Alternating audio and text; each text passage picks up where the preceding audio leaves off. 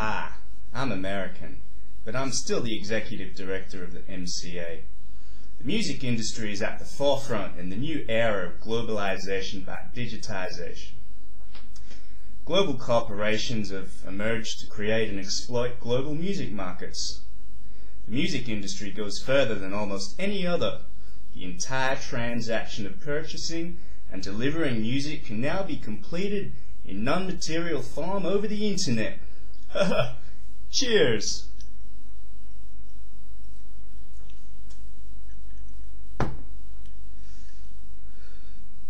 Thanks, Richard.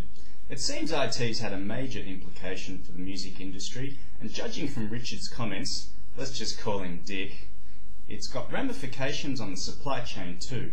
So let's get back to our question and focus on one of those global corporations Dick was talking about. Who exactly is Sony BMG? From the open savannah to the jungles of sub-Saharan Africa, hunters of big game coined the term the Big Five. This referred to the Big Five animals being lion, elephant, buffalo, rhinoceros and leopard. The international music industry had its own Big Five, which became the Big Four in August 2004 when two companies merged to create an entirely new beast called Sony BMG.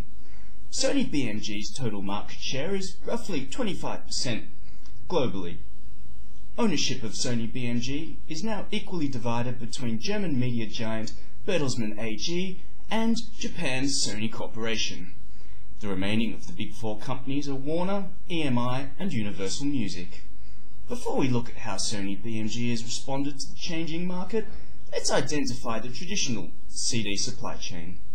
Afterwards, we'll take a wee little peek at what Sony BMG is doing in the current climate of digital downloads and DRM.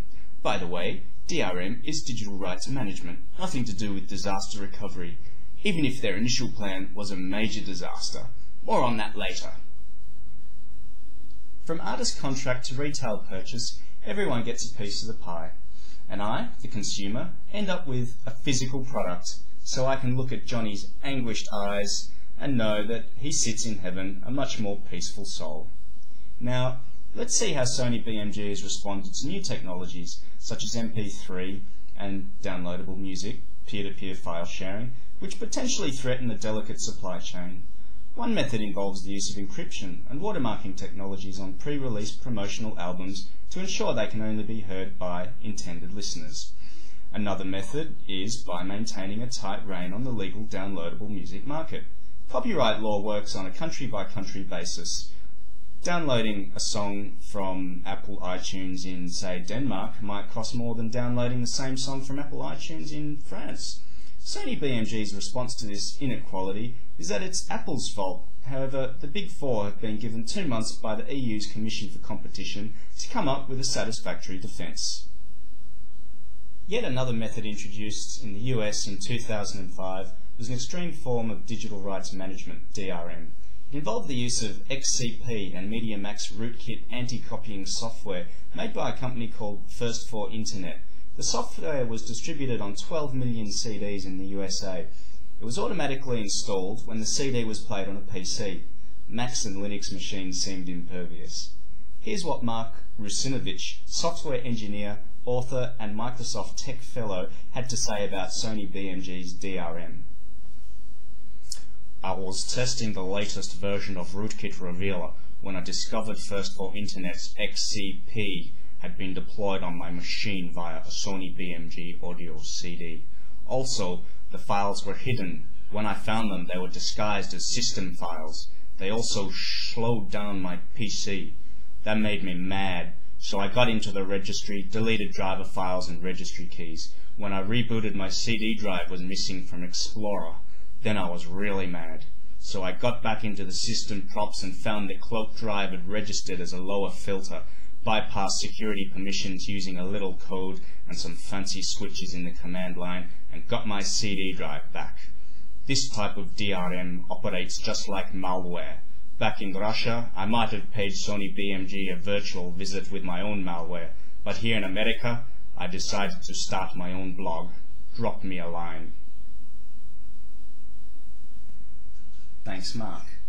For its legal, ethical and technological blunder, Sony BMG was made to pay $4.25 million to cover the costs of investigations, and will also reimburse customers affected by the XCP MediaMax software up to $175 each. All reimbursement claims must be registered by June 2007. Okay, so not entirely successful in its initial IT strategy to stop digital copying of its products. But what business models has Sony employed to cope with the effects of changing IT on the supply chain? Hi, my name's Jed Doherty. I'm the CEO of Sony BMG UK and Ireland. I don't have much time for you people, but I did promise Daniel a few quick words. For years record companies and major labels have had it all their own way, but that's changing, and we have to change with it. We're running a business model that's really out of date.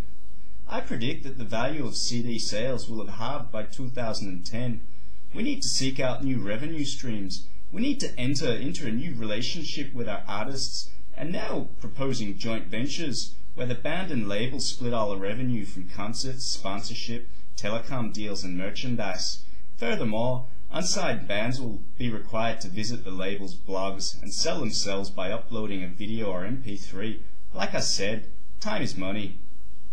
I found an example of one such business model with a clever new marketing strategy. Simply put, music by subscription. An ISP buys rights to the music and customers can subscribe, listen to music and watch music videos. The technology can be wireless, so the tunes can be played anywhere in the house. Peace and love, y'all. My name's John Legend, and yeah, I know, usually I'm black, but I couldn't make it in person today, so Daniel's gonna be me for a moment. Make me look good, dude.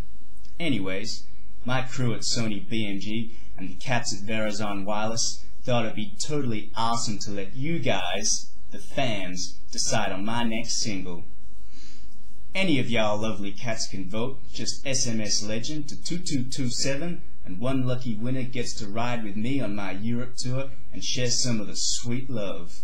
Verizon Wireless message charges apply. Peace to the fans, especially the sisters. Tupac forever. And the new business models continue to expand and encompass the B2B e-commerce sector. The founder and CEO of Recall joins us from his studio. I'm Richard Cobbett, but my business associates call me Dick. Recall is the leading business-to-business music marketplace for professional music buyers and sellers. Recall is the ultimate tool for finding and licensing the perfect track for your commercial production. The diversity of media being licensed is on the increase, now ranging from music for viral emails to video games and corporate productions. Thanks, Dick. Sony BMG Australia, in yet another project, teamed up with Austereo radio station in a 50-50 joint venture to release the first Internet Protocol television music video channel in Australia. Our final guest speaker is a man of many faces, Mr. Dennis Handlin. The Phonographic Performance Company of Australia, PPCA, is developing license schemes in a range of new areas, including simulcasting of radio broadcasts over the Internet, webcasting and datacasting, which will provide new sources of license fee revenue. I was the chairman of this PPCA and chairman of the ARIA Chart Committee. I'm currently chairman of ARIA and chairman of Sony BMG Entertainment Australia. There was something else too. That's right. I'm also the CEO of Sony BMG Australia.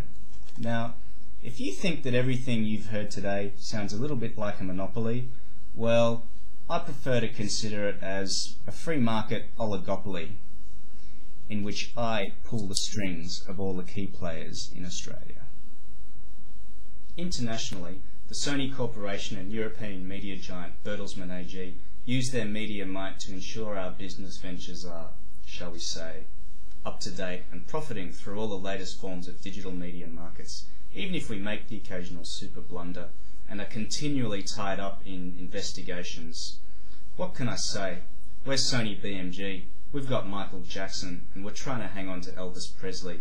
So, see you in Rome, front row of the John Legend concert, sharing some of that sweet love. Ciao bello, andiamo al concerto.